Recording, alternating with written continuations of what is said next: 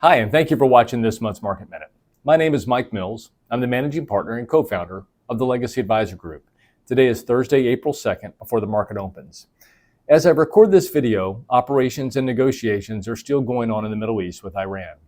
And I'm sure you have followed what is going on, the fluctuations in the markets, and particularly oil prices. Now, I commented in the first recording with the situation in the Strait of Hormuz and Iran that we won't speculate on when this will end, and we're concerned for the price of oil and the effects that it could have on consumers, our monetary system, and global economics. We've definitely seen a large spike in oil and plenty of speculation around what releasing from reserves and the closure of the strait could do long term. While our gas prices have gone up in the US, if it weren't for our energy independence, we would be seeing spikes like Europe and other parts of the world.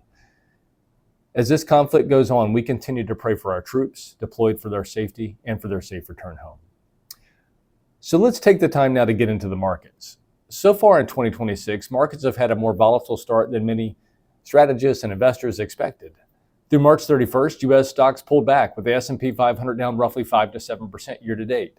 The Nasdaq's lower by about 9 to 10%, entering correction territory at 10, and the Dow off around 6%. Largely reflecting profit taken in big tech and growth stocks after several exceptional years, while small caps have held up relatively better with only modest declines. Under the surface, this has looked more like rotation than panic. Energy's been the clear standout on higher oil prices and tight supply. Industrials have benefited from infrastructure, power grid, and AI-related capital spending, and consumer defensive stocks have attracted capital as investors favor steadier cash flows, while technology, financials, healthcare, and consumer discretionary have lagged. Bonds, though, have done their job, their stabilizing job, with the Bloomberg Aggregate Bond Index essentially flat for the year through March 31st. And this has been primarily supported by coupon income despite the rate volatility we've seen in the 10-year Treasury. Outside the U.S., developed international stocks have held up better, with the MSCI AIF up roughly at 1% year to date, aided by value-heavy sector exposure and a weaker dollar earlier in the year. Overall, early 2026 performance reflects a normal reset and broadening of leadership rather than a breakdown in markets despite the conflict in Iran. And as a sidebar, the first quarter returns of the S&P 500 was the worst first quarter in the last 4 years.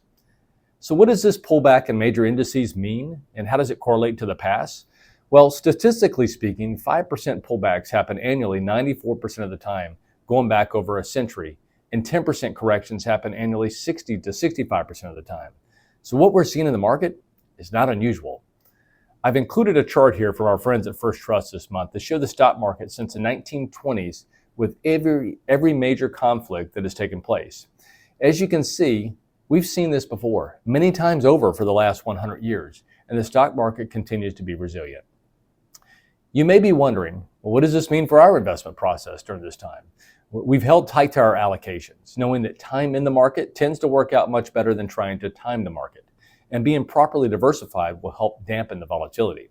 We've also taken this opportunity to selectively do some tax loss harvesting in taxable accounts in order to bank losses as a future offset for gains we may realize later this year.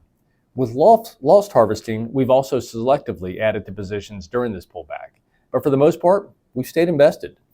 This is a great reminder that volatility happens regularly, whether caused by certain sectors of the market or more commonly economics and geopolitics. Here's a chart from our friends at JP Morgan on diversification and volatility of returns. This is very important because you can see a lot of volatility in a short-term period like 1 year or so, meaning that if you have very short-term goals, investing in the market may not make the most sense. And while we're advocates of what we call a war chest, like investments for short-term goals, things like short duration bonds. But as you go further out, your volatility or standard deviation of returns really narrows from 5 years out and longer. So you must ask yourself, if I have goals that are 5 years or longer, do I really need to sit in cash for that? And if I am, what are my purposes for that cash? Is it for a large purchase 5 years or longer from now? Or is it leave as a legacy or something else? These are all reasons why we take a very detailed amount of time to focus on financial planning and tax planning. Feel free to share this with your friends and family members. Planning is very important in general, but especially important when we see market shocks like this, so that we stick to our plan and only make minor adjustments if necessary. Finally, before I wrap up, the last time I briefly mentioned private credit. You've undoubtedly heard about this if you've read any financial news the last few months. Private credit is going through its first true stress test after years of rapid growth. Higher interest rates, slower growth, and stalled private equity exits are revealing weaknesses in some borrowers and fund structures. Defaults and soft restructurings are rising, and several semi-liquid funds have gated redemptions, exposing liquidity mismatches and overly smooth valuations. But this looks more like a cyclical reset than a systemic crisis. Importantly, not everything about private credit is bad. The asset class still fills a real financing gap left by banks. It's generally financed by long-term institutional capital rather than short-term leverage, and is backed by senior floating rate loans that provide protection against inflation and rising rates. The strong managers are showing disciplined underwriting, tighter covenants, and improved pricing. And the current shakeout is likely to improve long-term returns by weeding out weak deals and restoring risk discipline. In short, private credit isn't broken.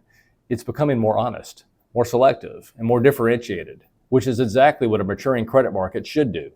As we wrap up this month's Market Minute, the team and I want to thank you for your trust and for referring your friends and family.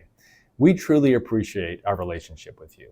We know this video is designed to discuss markets, but we enjoy the great deal of time we spend working on financial planning and tax planning for you, your family and friends, as well as the discussion of your family's legacy. We're always here if you have questions or concerns. I hope you have a wonderful day.